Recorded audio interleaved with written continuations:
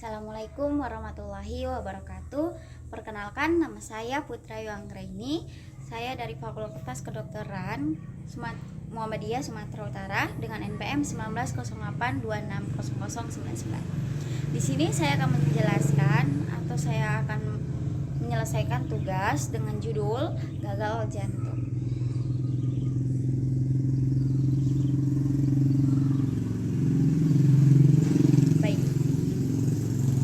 Apa sih itu gagal jantung? Yaitu sindrom klinis kompleks yang disebabkan gangguan struktural maupun fungsional pengisian ataupun injeksi ventrikel. Akibatnya, jantung itu tidak mampu menyuplai oksigen yang dibutuhkan oleh jaringan.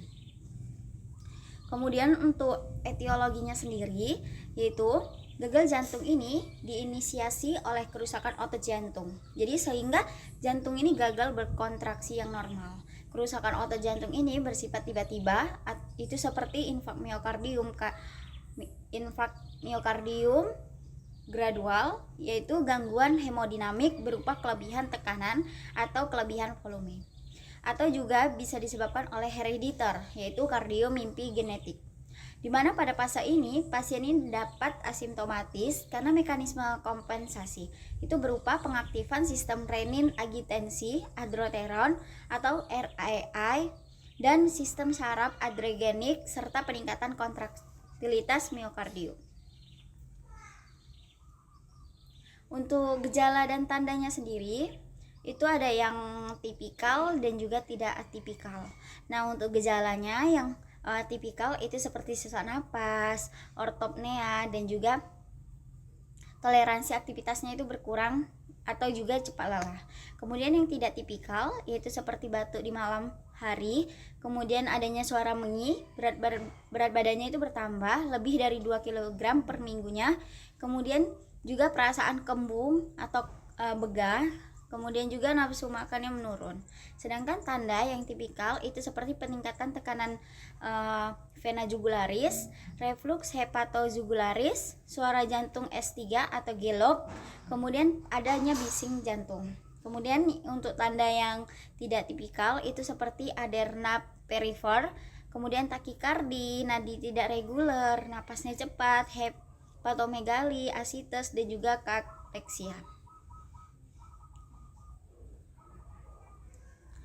Nah, jadi pada pemeriksaan penunjang pada gagal jantung ini itu yang harus kita periksa yaitu EKG, fototoraks, laboratorium, dan juga ekokardiografi. Nah, untuk apa saja sih diagnosis untuk gagal jantung, apa saja yang dibutuhkan? Nah, jadi itu ada yang gagal jantung dengan fraksi injeksi turun dan juga ada juga gagal jantung dengan fraksi injeksi yang tetap. Nah, apabila gagal jantung dengan fraksi injeksi turun, itu ada yang iskemik, itu seperti penyakit jantung koroner. Sedangkan yang non iskemik itu kita nilai hipertensi dan juga gangguan katup obstruksinya, kemudian overload volume kronis yaitu gangguan katup regurgitasi dan juga paru kiri ke kanan, kemudian kardiomiopati itu dilatasi non iskemik, kemudian adanya kerusakan akibat obat atau juga toksin, kemudian penyakit Chagas, kemudian gangguan frekuensi dan juga iramanya. Itu biasanya bradiritmia kronik dan takiaritmia. Kemudian ada juga gagal jantung dengan fraksi injeksi tetap.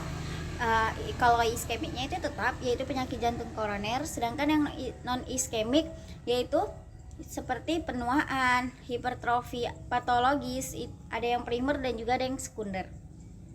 Kemudian kardiomiopati, retrikti itu contohnya seperti kelainan infiltratif dan juga stroke disease. Dan adanya gangguan fibrosis, gangguan endomiokardial. Apa saja sih diagnosis banding dari gagal jantung? Nah, jadi diagnosis banding dari gagal jantung itu seperti gangguan paru, seperti PPOK, edema paru, trombosis vena, dan juga sirosis. Jadi di sini ada juga klasifikasinya.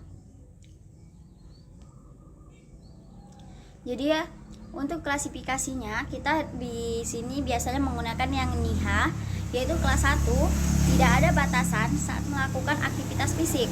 Aktivitas fisik ini sehari-hari tidak menimbulkan kelelahan, palpitasi, atau juga sesak napas. Nah, untuk kelas 2-nya ada batasan aktivitas fisik ringan. Kemudian tidak ada keluhan saat istirahat, tetapi kelelahan pada aktivitas fisik sehari-hari, palpitasi, dan juga sesak napas. Kemudian untuk kelas 3 itu ada batasan aktivitas bermakna, tidak ada keluhan saat istirahat, tetapi aktivitas fisik yang ringan itu menyebabkan kelelahan, palpitasi, ataupun juga sesak. Kemudian untuk yang kelas 4 itu tidak dapat melakukan aktivitas tanpa keluhan, ada gejala saat istirahat, keluhan meningkat saat melakukan aktivitas fisik.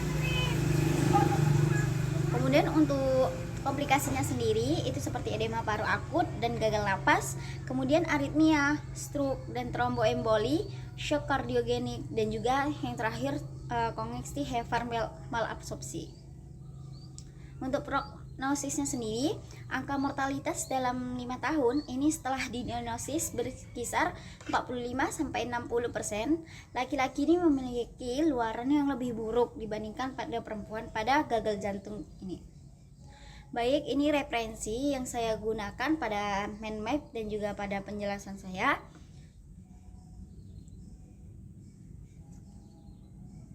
Saya akhiri. Assalamualaikum warahmatullahi wabarakatuh.